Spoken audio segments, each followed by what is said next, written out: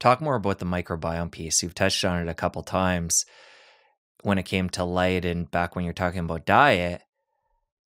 How do you look at that, and how do you look at other inputs that have a direct impact on the microbiome?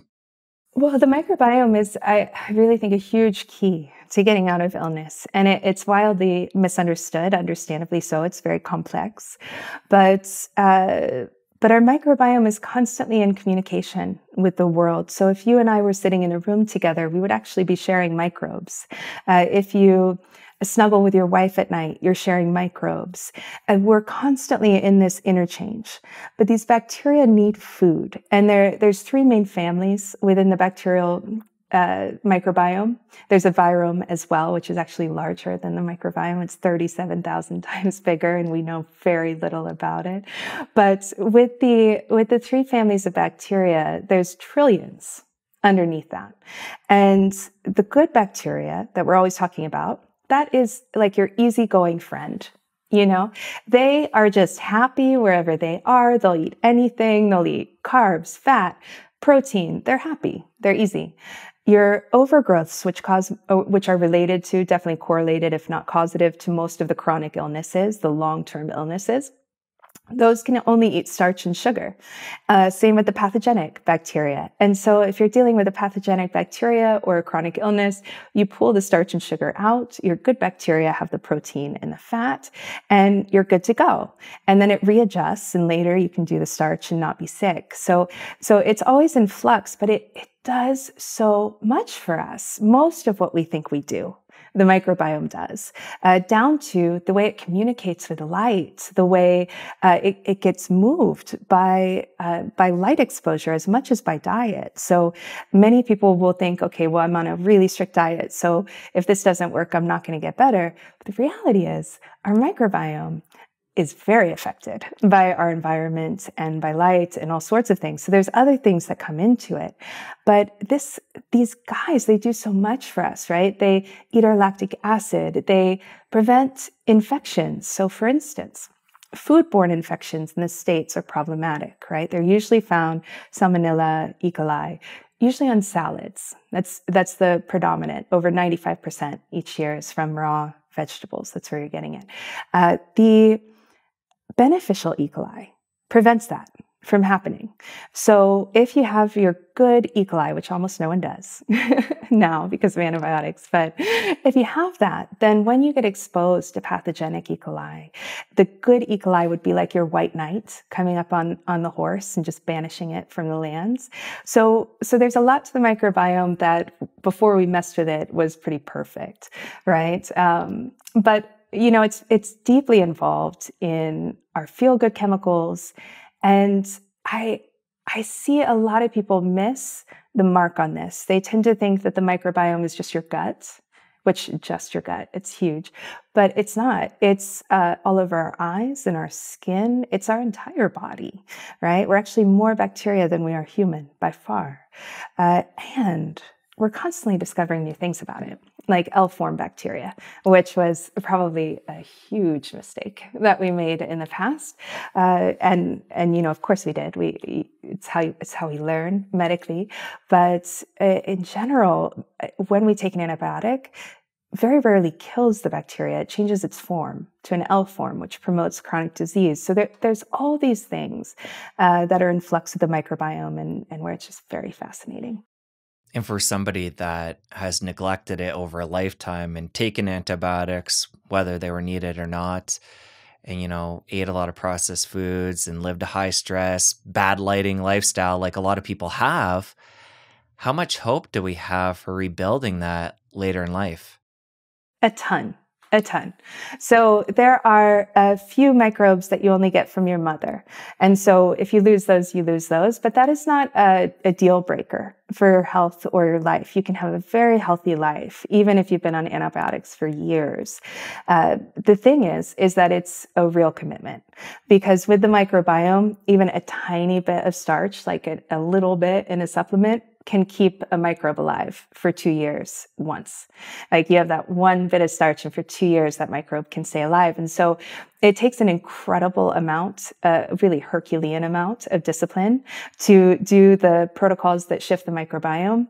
And you can't really rely on testing. You know, a lot of times people will say, oh, I did this stool test, it's fine, or I just don't have enough diversity. But that's your colon. That tells you nothing about the rest of the body. So if you're chronically ill, you can just bank on, yes, the microbiome needs help. And then you want to avoid as much as you can doing the other things. So a lot of times people will ask me about, you know, should I take antibiotics or not? And legally, I can't tell anyone. But what I would do is only use them in life-threatening situations. So if you have sepsis, pneumonia, yes. Sinus infection, no. Right? So those kind of things. If it's life-threatening, yes. Otherwise, no, because the cost is high. It is absolutely high, and you can't just take a probiotic to make up for it. We'll talk more about that. I wanted to get into probiotics, fermented foods. These are the low-hanging fruit in the health and wellness space when it comes to the microbiome, specifically the gut. How do you look at those?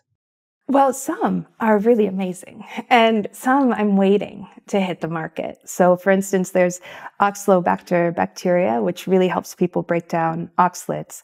Most of us don't have it, not just from antibiotics, but also because these little bacteria, when they're overfed, so let's say you've eaten a spinach salad every day for a year, they would explode. They actually explode. Little like combustions. And so some of the bacteria end up getting overfed with our modern diets. And that is one, the Oxalobacter bacteria, that's one that you get from your mother. So we don't have it in capsules yet, but hopefully soon. And maybe while I've been out of Wi-Fi, maybe it's come out. But in general, the probiotics all work together to do different things. And some that are really wonderful for one thing can cause an issue if you have another condition. So for instance, let's say you want to get your collagen improved, right? No bacteria, at least that we've studied, improves collagen better than Ruddick. Ruddick is like magic. Like if any of you all are back home drinking your collagen, let me just tell you, you will feel like Wonder Woman or man if you have Ruddick yogurt.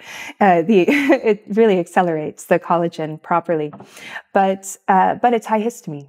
So if you also have histamine issues, MCAD, it could be contraindicated, right? And so we're going to the reductionist view again with these microbes, but in reality, they work together to do different things. So there are certain ones that I'll use. I love the beneficial E. coli, sometimes like a plantarum to lower the histamines, really great. But in general, the bacteria can become good or bad depending on its environment. And so some of the studies that have been done in Brazil, actually, with Alzheimer's and certain kinds of parasites, have found that people living on a traditional diet in the jungle, in their traditional way, they could have the same parasite that causes us grave harm, and for them, it actually gives them beneficial benefits. And that's not too surprising the deeper you look into the microbiome, because you and I, right now, I would be shocked if we don't have tuberculosis in us right now, but we're not sick, right? It's actually doing good things for us. So a lot of these, when they overgrow, they go from the small amount that's needed to a large amount. That's when they can cause problems. And when we tinker directly with the microbiome using isolated ones, it could potentially throw some things off, but most of the ones on the market are not too harmful. I would say, for anyone going out there buying, just like your Acetophilus or something like that, look into where they go, because different bacteria belong in different areas. Acetophilus, amazing for the skin. And that's where it's really needed. The vaginal canal is very good too, although there's many others like Casey that belongs there. In the sinuses, for most people who have allergies or sinus infections, that's Sakai, right? And that's very rich in Korean ferments. So no surprise that there's not really food allergies in Korea. They have the lowest of all the countries, because it keeps it down. So there are pointed ways to use them. And I would say we need to use them a lot more than we're doing. Because when When I go to the traditional cultures, they use them on their whole body. It's not just in their diet, right? So they'll be using yogurt on their skin every day, or washing their hair with yogurt. The fermentations are more infused into the life and less a big lump on the plate. Well, as you were talking before about the fact that we share a microbiome with people that we're in contact with, in the same room, cuddling with, it gets me thinking back to your unique experience traveling the world and being with all different types of people with different microbiomes, different environments, eating different foods. You must have a very unique microbiome. I would imagine so. Yeah, I feel like I have a really good one, like really good, because wherever I go, I'm not getting the foodborne illnesses or the water illnesses, the things that other people definitely bring home with them. So knock on wood, yeah, I feel like mine is very, very good. Yes. If you enjoyed that clip, press here for the full episode. I'll see you over there. What the Blue Zone is selling fits with the narrative of what we've heard really since the food pyramid and promotes that further. We tend to be like, okay, I'm going to have this organ and nothing else. That's not the ancestral way. The ancestral way would be